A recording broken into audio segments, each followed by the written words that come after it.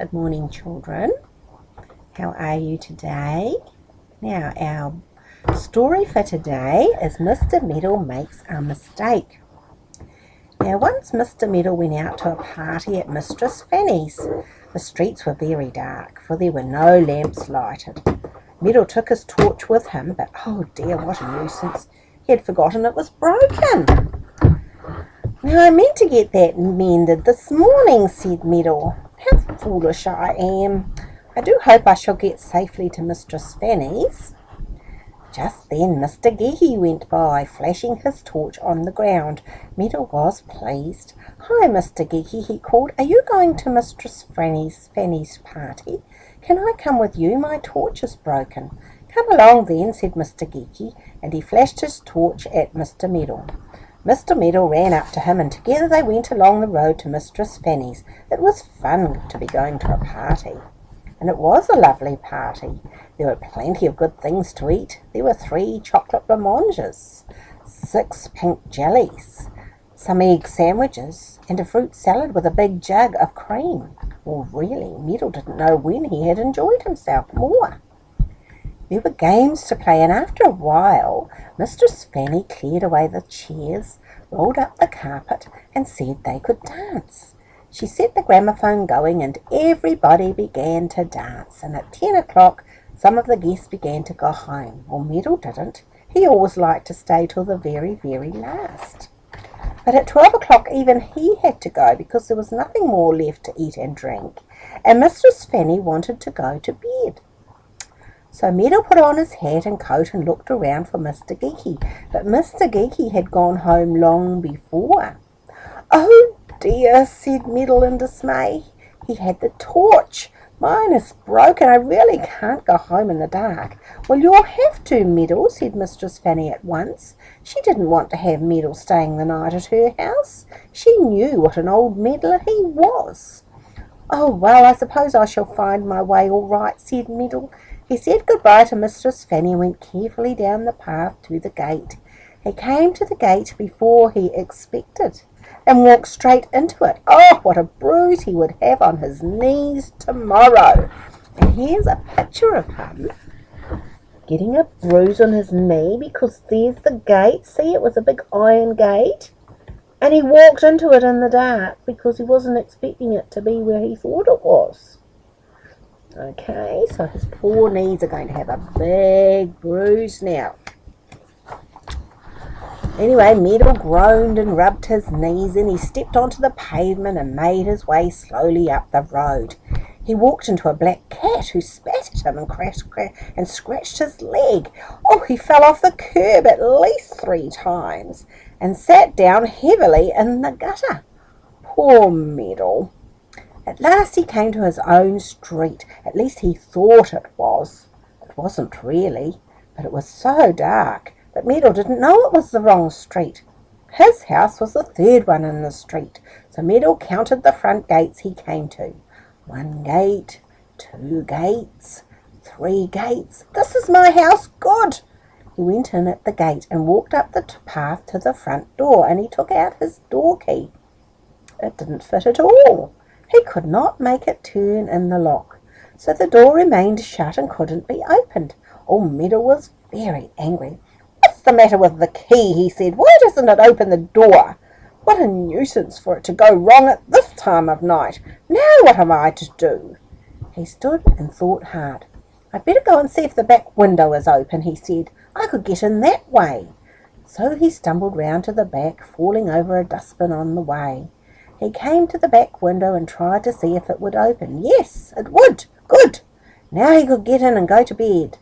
So he climbed in through the window and got into the kitchen. He felt about for matches and a candle, but he couldn't find them. Well, I really did think I had left my candle on the kitchen table, thought Meddle, vexed. Vexed means very angry. I suppose I didn't after all. Well, I must go up to bed without a light. He found the stairs and tumbled up them. He came to the top and tried to find the handle of his door. It didn't seem to be in the right place somehow. But at last he did find a door handle, turned it, and went into the bedroom. And the first thing he did was to walk straight into the bed. Now the bed shouldn't be just here, surely, said Meddle in astonishment. bed should be over in the corner. Who's been meddling with my room whilst I've been out? Just wait till I catch them, putting my bed out in the middle of the room like this." He undressed himself in the dark, still grumbling. He felt round for the washstand, but that seemed to be in the wrong place too. Most extraordinary. "And no water in the jug," said Meddle, most surprised. "Well, I know I filled this jug this morning. I suppose the cat's been in and drunk the whole lot. Just wait till I get hold of her drinking my washing water." At last he got into bed. He fell asleep almost at once, for he was very tired. He slept until the sun was quite high in the sky, and then he woke up and opened his eyes. He was most astonished at what he saw. The walls were a bright pink. Meddle knew quite well that his usual wallpaper was pale green with a pattern of leaves. He looked round the room. There was a pink carpet on the floor. Meddle knew he had only one green rug. There was an armchair with 2 cushions. Meddle's room had no armchair at all. The bed was wide and comfortable, and had on it a beautiful pink silk eiderdown, 2 pink blankets, and pink sheets. And this is what his bed looked like. Look at that. Where was he? He was in the wrong bed, wasn't he? But only you and I know that. Silly Meddle. Anyway, what did he do next? Meddle looked at everything and marvelled to see it. "This is magic," he said. "Real live magic. I go to bed in my own little green bedroom, and I wake up in a most beautiful pink one, with armchair and cushions, and the most comfortable bed I've ever slept in. Magic! Yes, wonderful magic." He lay in the soft bed and enjoyed himself. He felt hungry and wondered about breakfast. Perhaps there were servants in his changed house who could cook for him a marvellous breakfast. Oh, how fine that would be! There was a bell nearby in the wall. Meddle pressed it hard. It went ting, ting, ting, ting, ting, very loudly indeed. Nobody came, though Meddle could quite well hear somebody moving about downstairs. He pressed the bell again. Ting, ting, ting, ting, ting, ting, ting. Then he heard a voice exclaiming downstairs, "There's that bell again. There's nobody at the front door and nobody at the back. Whoever can be ringing the bell?" Ting, ting, ting, ting, ting, ting, ting. Meddle rang it again, feeling quite cross. There was the sound of footsteps coming upstairs. "I do believe it's my spare room bell," said a voice. And in came a big fat woman with a red overall tied round her and very fat cheeks. Meddle stared at her. "Bring me some breakfast, please," he said. "Well," said the woman in a most angry and astonished voice, "well, and what may you be doing here, I should like to know, in my best spare room bed?" "I don't know what you are talking about," said Meddle crossly. "Bring me some breakfast. I'm hungry." "Well, hungry you'll have to be," said the fat woman, and she tipped Meddle out of his warm bed. "How dare you sleep here, you wicked fellow? Get out of my house at once."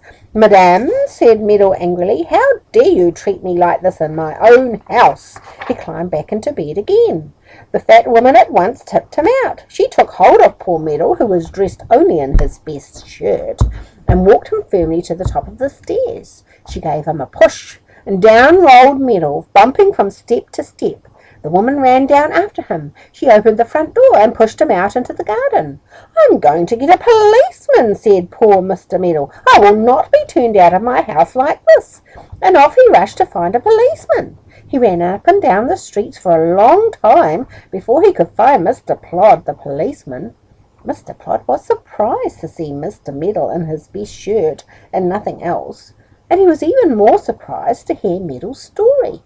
"You come along to my house and see this horrid woman," begged Meddle. So Mr. Plod went along to Mr. Meddle's house, and as it was daylight, they went to the right house this time, Mr. Meddle's own proper house.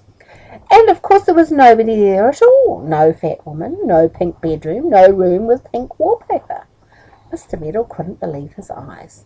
"But where are my clothes?" he said. "I know I left them in the pink bedroom, Mr. Plod, because I saw them there this morning. Oh, Mr. Plod, where are my clothes?" But Mr. Plod didn't know. He thought Mr. Meddle was very silly. He left him and went down the road and up the next one. and there on the pavement he was very much surprised to see the rest of Meddle's clothes. A fat woman had thrown them out of the window after Mr. Meddle, and there they were. "Queerer and queerer," said Mr. Plod, and he took them back to Meddle. "Now don't you come along to me with any more silly stories," he said sternly, and he looked so cross that Meddle shivered and shook. And to this day Meddle doesn't know what really happened. Isn't he an old silly, really?